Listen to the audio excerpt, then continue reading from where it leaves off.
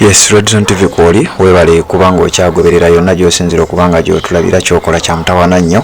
Njagadde nkuleetera ebigambo byono jjukira nakugambye ensonga zonna ezigenda okubanga zijja ku nsonga oba ku bubaka obwa Ssaabasajja Kabaka byonna ngenda bikuwa kati nina ensonga lwaki ate ebyono mbikuwadde. Ayogedde ku kye bayita AI oba Artificial Intelligence, naye njagala kunnyonnyola gwe atategeera AI bwekola oba atategeera Artificial Intelligence bwekola oba kyeki, njagala bikunnyonnyola mu video eno nga sinaba kubanga mbikunnyonnyola kkiriza nsooke nkuwa ebigambo bya Aptop Boss obiwulirize ate tubeere nga tweyongerayo. Ebigambo byogenda okuwulira ku mukutu guno si bigambo bya mukutu guno, si bigambo byaffe abaguddukanya, wabula bigambo by'abantu ssekinnoomu. Njagala kulaga kansooke nkuwa ebigambo bye then nzije nkubuulire AI kyeki era eyinza kubanga ekozesebwa etya na butya bwe yajja ku nsi. Redson TV Koli sooka obiwulirize nzije tubeere nga ate tweyongerayo. So Katikkiro after a long period of time abantu nga bakubanja Kabaka osazeewo olwaliro n'obaleetera Kabaka wa AI. Naye akageri abantu ke batukwasa obulimu gwa intelligence ku internet kuno naffe ne tugwewa tubalabire ebyo batalabye era tubawulirize ebyo batawulidde tujje tubabuuse. So here I am. Kusokera ddala ngenda bazanyira video y'olwaleero ne video enkadde ku appearance ya Kabaka gye twalabako previously. Ndoza yali public, it was it a public appearance we twamulabirako okumpeyalinga video zino ebbiri nti video eno egenda okusoka njagala wetegereze nnyo Kabaka mu mbeera mwe yali baamuleeta buli omu endabika ye yamwenyamiza ne bagaa Kabaka lwaki afaananye bw'ati nga yenna ajjudde enkanyenya kuno kiki kwonna naye nga batulaga nti kati awo ali oke naye bukadde ng'omuntu akaddiwa era ffenna ne tukkiriza nti as a human being akaddiye nga yenna omulaba. Njagala otunuulire video eyo nti yayina enkanyanya ng'ekkirira paka eno wansi kuno kwonna nga omulaba ayogera naye nga bakulaga yali polisimuuko ng'alinga alimu n'olufiruta naye ng'enkanyanya egize eti yonna ekulaga etudde. Ebbanga lye tumaze nga tukuza olunaku lwa bulungi bwansi wano mu Buganda waliwo ebintu ebituzaamu amaanyi. Kansubireyo Kabaka omwetegereza bulungi nga batulaga nti mukadde akaddiye era nga bakulagaawo ali mu good shape ekola public appearance. Kati video y'olwaleero gye baleese nga teri polished, teriimu yadde simusena, teriimu yadde firuta, temuli kitaala naye ng'ate ekyewuunyisa Kabaka akyali mu mikono gy'abasawo, kitegeeza tamunabeera mu condition nnungi esiibulwa naye enkanyanya ng'ekoma wano ngazzeemuuko buto okusinziira ku bwe yali. Can it happen? Kuba wali eri yali oke naye ng'enkanyanya yeemalayo wano akyali mu mikono gy'abasawo ekirwadde kikyamugoya eyandibadde nti ate kati ali waasiko enkanyanya temalaayo azzeemuuko buto. Abantu baffe mwenna nze Ssaabasajja Kabaka nga nsinziira wano we twajja okuwummulako n'okujjanjabibwa nga tugendera ku magezi g'abasawo nga bwe gaatuweebwa. Tubadde tumaze akabanga nga tetubawulizaako nga tugoberera ebiragiro by'abasawo ebyatujja ku mirimu egisinga obulungi. Video ezo zirabye bbiri ozetegereza nti eno ya bufere esembyeyo. It cannot be nti last time olwo twamulaba ng'enkanyanya yeemalayo mpaka eno nga yonna olankanyanya y'amaanyi nti ate kati naye ng'awo yali tali mikono gy'abasawo era bakulaga nti kati ali fine era ne bakuwa excuse nti akaddiye. Kati essaawa eno yazze buto mu kaseera ng'ate namulwadde akyalina mikono gy'abasawo.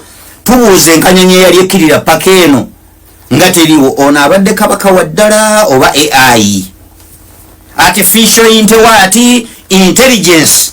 So nze ebyo mbiganye. Now you can compare the two videos olabe ng'okozesa omutwe gwo ne speech zennyini ebigambo byabadde ayogera Kabaka ayogerera mu pululo. Kale it can be nti omuntu ayinza okunnyonnyola nti omuntu ayinza okyogera mu kuchogerera mu mbeera ya respect kitwajja okujjanjabibwa omuntu ayinza okwebuuza yajja omu lwaki ayogerera mu mpuluulo nti ayinza okyogera mu mbeera ya kitiibwa mugaakale naye kisinza okummalamu amaanyi ye introduction nze Ssaabasajja Kabaka since when nga Kabaka ye addressinga bw'atyo n'omuntu wa bulijjo okujja naga nti nze gundi nze bbawa gundi owulidde yawakana. So zezimu ku nsobi ze bakoleddemu eyo ebintu kati eyo ensobi simanyi bwe mugenda excuse kijja mugenda otuwa nti Kabaka asobola okujja n'atugamba nti nze Ssaabasajja Kabaka ng'ate tumulaba ani awakanye. So ebintu babifumbye tebyayidde bingi bikyalimu ebirumira naye saagala nnyo okuwanvuya video ngenza okulaba n'aba CBS bataddeyo posti bakola PR balaga nti basanyufu okuwulira ku mpologoma nti empologoma ewulugumye. Eno empologoma si ewulugumye mu mugiwulugumiza oba eno gye muwulugumye mugijjeewa. Naye I can authoritatively tell you nti ono wa AI ekyo nkibabuulidde waliwo abagenda okunyiga but with time muwe mutyo bintu ebimu temubitegeererawo mubitegeera wayisa akabanga kati wajja kufunayo abatwasamira naye mujja bitegeera with time. Bino byakuyiiya kugagezako kakkanya ka pressure akaliwo naye ono si ono.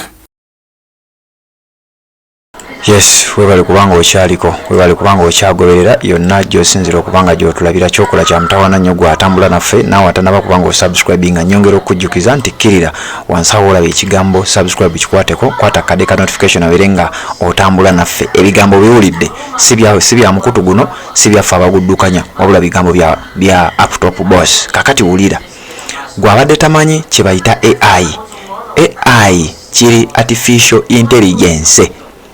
Artificial intelligence wano nga bagamba the ability of a computer or a computer controlled robot to perform tasks that are commonly associated with the intellectual process characteristic of humans such as the ability to reason.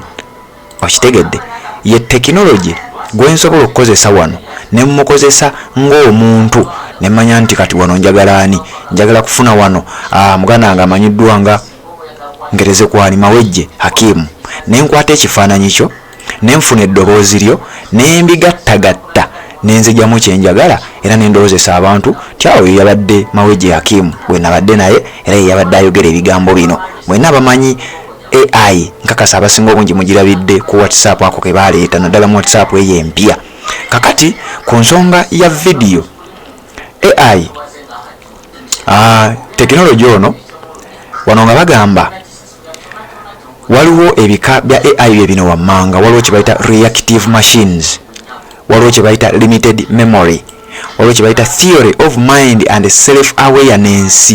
Kati wano omuntu wasobola okukwatira ekifaananyi ky'omuntu kati leka tugeze nkutta ekifaananyi kya Ssaabasajja Kabaka nenkireeta nga nina ekigendererwa ekimu nenkwata ekifaananyi ekya Kabaka nenzirira n'ekifaananyi nenkwata ekifaananyi kya Kabaka nenzirira n'eddoboozi lye tugeze alina ebigambo ebimu bye yayogera nsobola okukwata ebyo ebigambo njogera ku kyentegeera AI kyasobola okukola.